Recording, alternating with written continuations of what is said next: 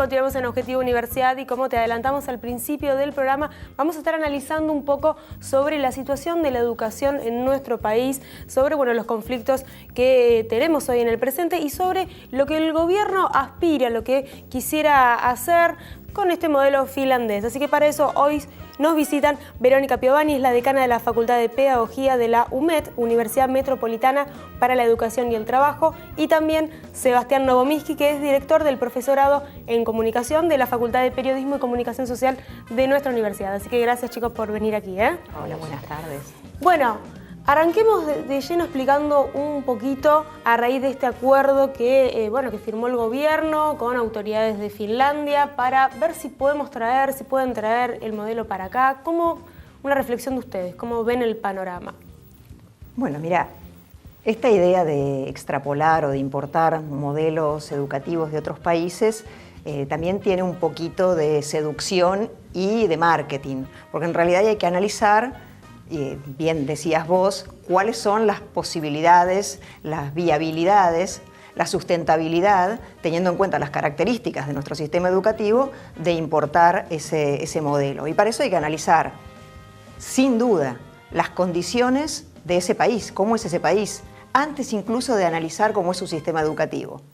Después hay otro aspecto que analizar, digamos, lo vamos agendando estos distintos temas. El otro aspecto para analizar es que, y esto la verdad que mucho no se aborda en los medios y a mí me sorprende, es el hecho de que Finlandia acaba de empezar a implementar un cambio en su sistema educativo, básicamente de orden curricular, o sea, los planes de estudio.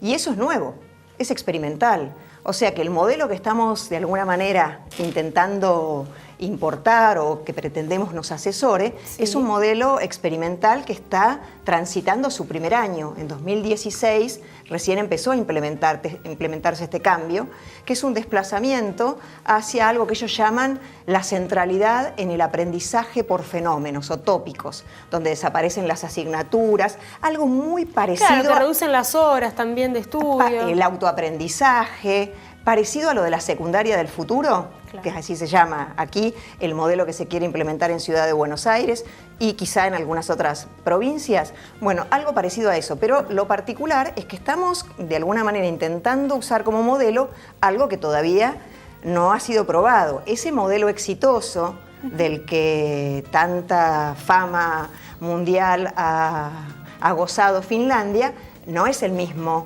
que estamos importando. Claro, porque si bien hay que tener en cuenta, Verónica, las condiciones, ¿no? que se trasladaría a cada región, a cada país y bueno, no sé si en este país se podría implementar de lleno ese modelo. ¿Ustedes se creen que se podría aplicar? Ahí hay una cuestión, yo creo que cuando uno discute modelos de sistemas educativos, está discutiendo modelos de país, digamos, ¿no? Claro. Horizontes culturales posibles, horizontes productivos posibles. Me parece que tratar de extrapolar un sistema educativo que, como bien decía Verónica, recién se está ensayando fruto de un sistema distinto, es decir, que digamos, ni siquiera es que traemos el que está aprobado y fue exitoso, sino que encima estamos trayendo uno que es experimental, que va a experimentar sobre la base de una sociedad que tiene algunas variables que, por supuesto, son diferentes a las nuestras en términos de redistribución de la riqueza, de capacidad de inserción laboral de los graduados de las escuelas en empresas privadas, una matriz productiva que es distinta y, por supuesto, una población de menos de 6 millones de habitantes. Claro. Pensemos que el sistema educativo de la provincia de Buenos Aires tiene, digamos, al menos esa dimensión. Entonces, cuando uno pretende federalizar sobre la base de un sistema como el finlandés una propuesta en nuestro país, se va a encontrar con muchísimas limitaciones culturales, geográficas, políticas, ideológicas. Me parece que esta transposición tiene un aire, a mí, yo recién pensaba cuando la escuchaba a Verónica, la idea de traer un sistema educativo extranjero no es nueva.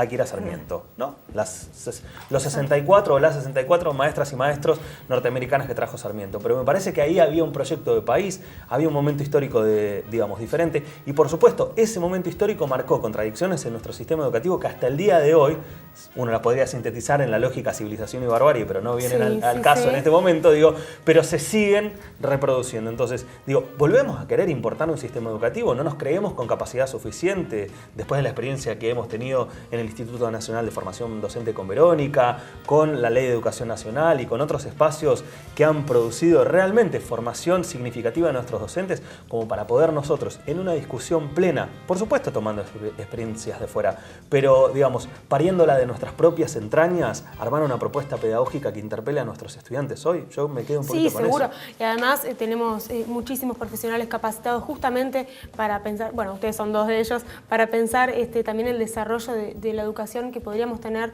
a nivel nacional. Y que vos decías, Sebastián, recién yo te escuchaba y pensaba, claro, tenemos un país tan grande y tan extenso con realidades tan distintas que hay que analizar bien, entonces, cuál es el modelo de educación más rico para el país, ¿no? Totalmente. Yo, abonando lo que planteaba Sebastián, no es nuevo en la Argentina que cierto segmento social y de la conducción política, cierto proyecto, suela mirar permanentemente en modelos foráneos e intentar copiar pensando que los expertos, que el saber, que el conocimiento siempre está afuera, siempre está en otro lado. Aquí parece que no hubiera experiencias profesionales, expertos, trabajadores de la educación que pudieran abonar a la construcción, como decía de él, de un proyecto educativo propio. Esto no significa cerrarse a otras experiencias, de ninguna manera. Sí tomarlas, pero no de una forma tan imperativa como para modelizar todo nuestro sistema educativo, sobre todo cuando se trata de experiencias de contextos tan antagónicos, sí, tan distintos. Sí. Él planteaba un país que tiene una superficie de 338.000 kilómetros cuadrados, el nuestro tiene 2.760.000 más o menos. Una población de, creo que proyección 2017 son 44 millones de habitantes, 5 millones y pico, casi 6 millones. 4.800 escuelas, más de 60.000 escuelas. Una heterogeneidad cultural inmensa. Finlandia se caracteriza por ser un país con mucha homogeneidad cultural. El 98% de la población es europea. Un 1 y pico por ciento son personas provenientes de otros lugares. Claro. Ni hablar de un Estado benefactor que te garantiza condiciones de vida de un nivel de desigualdad social de los menores del mundo. Viste que hay un índice, que es el índice de Gini, sí, que mide la brecha de desigualdad en una sociedad. Bueno, en Argentina este índice es del 44, en Finlandia es del 26, 27. Es decir, nuestro país es casi el doble de desigual que Finlandia. Distancias, heterogeneidad cultural, pobreza, condiciones de exclusión y otra cosa fundamental, todo el sistema finlandés, el 99% es estatal. Exacto, eso. Todas las escuelas son del Estado. Gratuitos. Y si hay escuelas privadas, no pueden cobrar. La escuela te da todo, te da la alimentación, el transporte, los materiales didácticos, los libros, realmente las condiciones de formación de los docentes. Entonces, a mí lo que me da la impresión es de que se hace un poquito de marketing y se quieren agarrar 2 o 3 cosas sueltas, así como una especie de menú a la carta. Agarro lo que me parece que tiene, que puede resultar seductor aquí y obvio todo el conjunto de las condiciones que hacen que un sistema sea efectivamente un sistema, porque están todas las partes juntas. Si vos sacás algunos de esos elementos, evidentemente ya no se pueden dar los mismos resultados, no se pueden dar las mismas condiciones, y eso me parece que hay que tenerlo fuertemente en cuenta cuando hacemos estas traspolaciones mecánicas. Seguro, y sobre todo teniendo en cuenta que Argentina, o sea, tenemos un contraste muy distinto porque si nos metemos en una escuela de la ciudad o del interior, ya son distintas de por sí. Totalmente. Entonces, bajar tal vez ese sistema finlandés que se ve, como vos decías, por ahí bonito, ¿cómo sería, no? Bajarlo a un colegio del interior, por ejemplo, o de aquí nomás. Sí, yo le sumaría eso, para mí, a ver, que cada propuesta de intervención que intenta modificar el sistema educativo argentino en todos sus niveles, que en este momento son muchísimas, lo que hay que ver es que hay un repertorio de estrategias muy amplio, no es que hay una ley, no es que hay un modelo, sino que son una serie de elementos, esto lo venimos charlando mucho con Verónica, hay un repertorio muy amplio que intenta de alguna manera entrar por distintos lugares al sistema educativo y transformarlo. Claro. Si uno mira, la idea Finlandia suelta de todo el resto de ese repertorio de elementos, quizás puede sonar seductora. Ahora, la idea de Finlandia, donde los alumnos dejan de hacer un último año y de alguna manera nosotros ahí prácticamente disolvemos una planta docente, porque eso es un correlato directo. En el momento que acaba de entrar a la Cámara de Diputados de la Nación una ley de reforma laboral, uno tiene que ser muy ingenuo para no asociar un elemento, como decía bien Verónica, que está sacado de la política finlandesa, que financia completamente el estudio de los alumnos en un sistema 98% público. Toda la estructura que eso implica. Exactamente. Digo, cuando uno empieza a mirar ley de reforma laboral, cuando uno empieza a mirar la batalla descomunal que se dio con los sindicatos, incluida represión física en la Plaza de los Dos Congresos hace pocos meses, cuando uno mira en ese concierto de elementos, digamos, cómo se avanza en decir que la universidad tiene que ser transformada, que tenemos sistemas caros, que, digamos, uno empieza a mirar y empieza a decir, a ver, ¿es Finlandia o es lo que a nosotros nos parece que de lo de Finlandia va a servir para golpear, como golpeó el operativo Aprender el año pasado y de vuelta, en eso justo escribimos algo juntos con Vero hace pocos días, digo, cómo el desprestigio de nuestra propia escuela pública obviamente encuentra en Finlandia un espejo muy importante para mirarse, porque claro que si vos nos comparas con Finlandia no vamos a salir bien, pero no vamos a salir bien en educación, en salud, en trabajo, seguro, en un montón de otros elementos. Entonces es ponernos un espejo que en realidad yo creo que es para proyectar una imagen que tiene otro sentido, que no es la de mejorar lo que estamos proyectando, sino justamente mostrar cada vez más defectos para habilitar elementos que ya estamos infiriendo que están empezando a pasar. Seguro, y además teniendo en cuenta que ya es clásico que todos los inicios de año están los gremios docentes luchando por las paritarias docentes, luchando por sus salarios, y también eso es un reflejo de que las condiciones tal vez díganme ustedes, corríjanme, no están dadas realmente para implementar ese tipo de sistemas, ¿no? Más que eso todavía, yo abono lo que vos decís, pero aún más todavía, y recogiendo lo que planteaba Sebastián, es hasta absurdo, es paradójico hablar de un sistema como el finlandés, que, por ejemplo, no se apoya o no se apoyó hasta ahora en las evaluaciones sobre los docentes. Claro. En ningún momento ató desempeño docente a resultados de enseñanza, donde no se aprueba, no se plantean pruebas estandarizadas, donde hasta el 7º grado, por ejemplo, no se ponen notas, solo conceptuales, donde no se puede repetir ni primero y segundo grado, donde se empieza la escuela a los 7 años. Entonces, si vos mirás ese modelo, ese sistema, y decís, ¿ese es el que estás tomando como espejo? Bueno, utilizar una prueba, sí, lo planteaba recién Sebastián, con la intencionalidad política evidente, porque sus resultados, aun cuando se había acordado con los ministros que no se iban a publicar, se dieron a conocer en el mismo día de la marcha federal.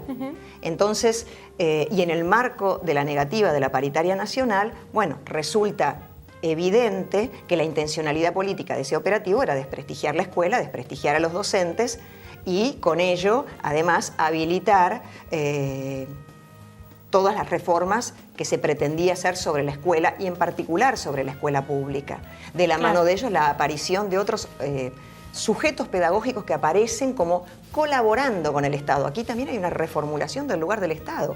Para Finlandia no hay duda de que el Estado es el responsable principal e indelegable de financiar. Bueno, aquí ya se empezó a decir que las ONG, que las fundaciones que colaboran, que el Estado les paga a esos organismos, ¿sí?, privados para que contribuyan.